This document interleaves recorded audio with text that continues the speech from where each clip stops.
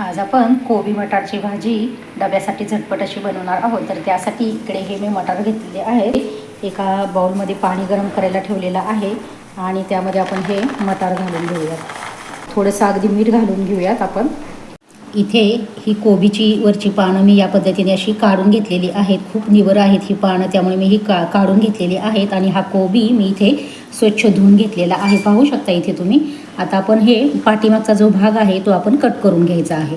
मला इथे मी या पद्धतीचा स्लायसर घेतलेला आहे बटाट्याचा, तर त्याने आपण हा कोबी व्यवस्थित असा चिरून घ्यायचा आहे। अगदी झटपट तयार होतो आणि देखील आपली अगदी 2 मिनिटात वाफवून झालेली आहेत। आपण गॅस बंद करूयात आणि थंड करून घेऊयात।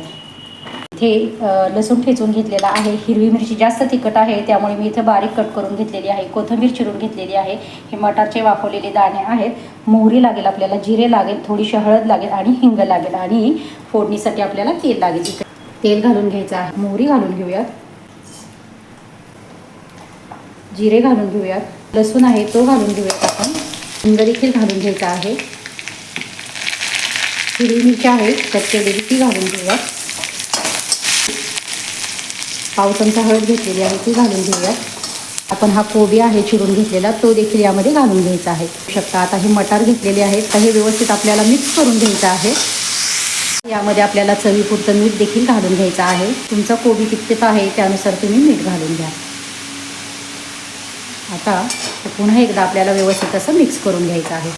इथे एक आपण झाकण ठेवलेलं आहे आणि 1-2 मिनिट आपण छान असा वाफवून घेऊयात। इथे आपली 1-2 मिनिट झालेली आहेत। आपण आपला कोबी चेक करून घेऊयात। हा कोबी 1 मिनिटभर छान असा परतून देखील झालेला आहे। आता आपण गॅस बंद करूयात आणि एका प्लेटमध्ये आपण हा कोबी काढून घेऊयात।